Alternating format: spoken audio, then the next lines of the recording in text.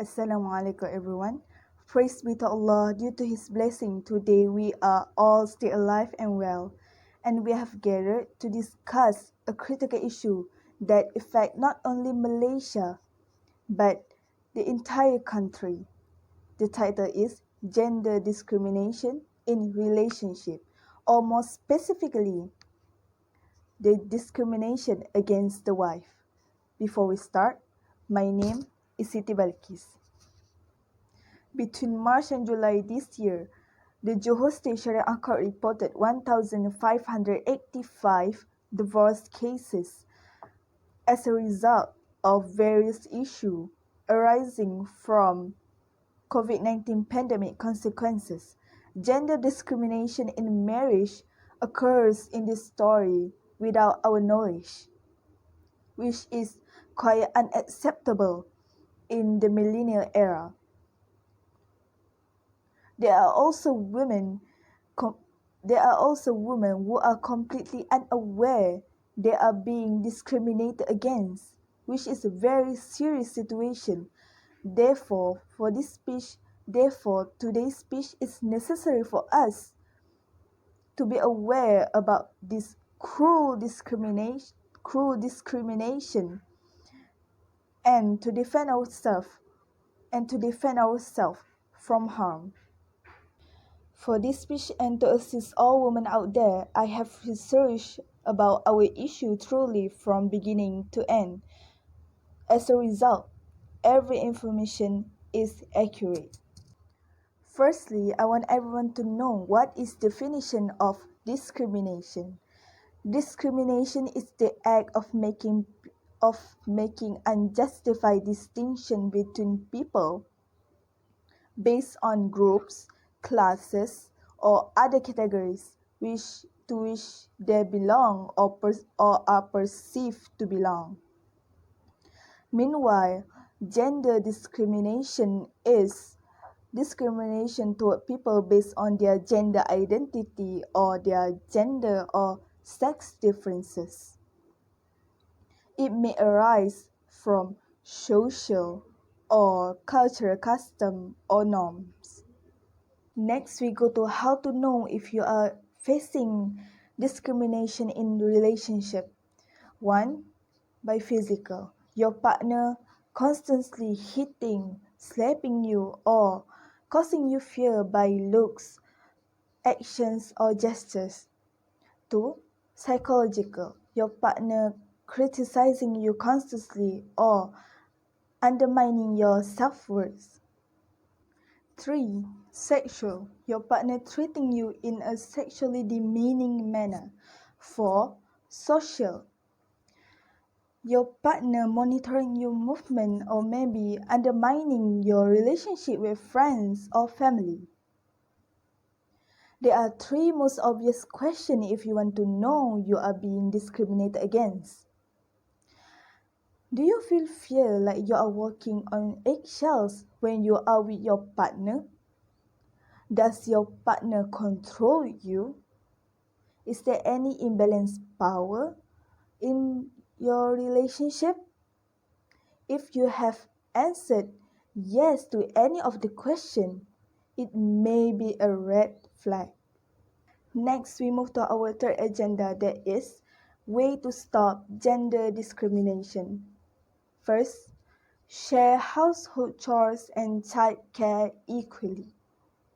According to UN research published in 2015, women in unstable countries work over 3 hours more daily unpaid than males, while women in wealthy countries perform 2 hours more.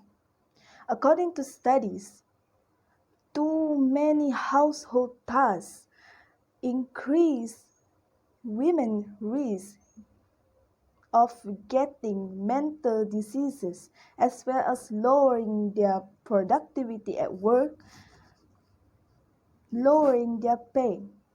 That's why communication is very important in households so that you can solve your problem with your partner peacefully. Second, Watch for signs of domestic violence. If you have a friend or acquaintance who is a victim of domestic violence or other forms of abuse, seek help and support. Physical aggressiveness isn't the only form of violence in this category. Women are also subjected to verbal attack and psychological abuse, such as controlling, manipulating, or frightening behavior.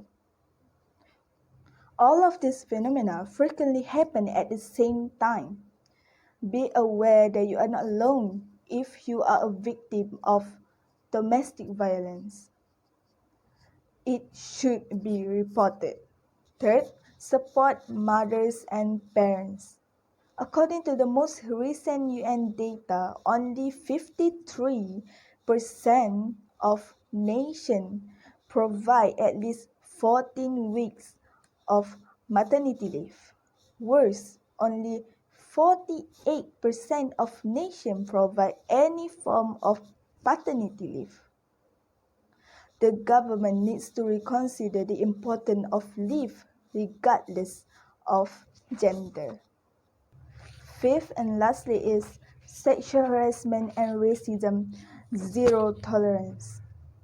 Everyone must be able to report bullying, sexual harassment and racism without fear of being publicly humiliated and fired. Cases that have been proven should be punished. To conclude, discrimination should have been ended long ago. This circumstance should not exist in a developed society where everyone should be treated equally with respect, politeness, and civility rather than being insulted solely because of their gender. Women, like men, require a high quality existence because women play the most important part of everyone's life as families' backbones. Based on hadith narrated by Abu Hurairah radhiyallahu anhu that a man had asked Rasulullah sallallahu alaihi wasallam, "O Rasulullah, who are the most deserving human being for me to do good to him?" So Prophet Muhammad sallallahu alaihi wasallam answered, "Ummuka, thumma ummuka, thumma ummuka, thumma abuka," which means your mother, then your mother, then your mother, and then your father. This clearly shows that Islam raises women's status and honors. So what is our excuse to continuing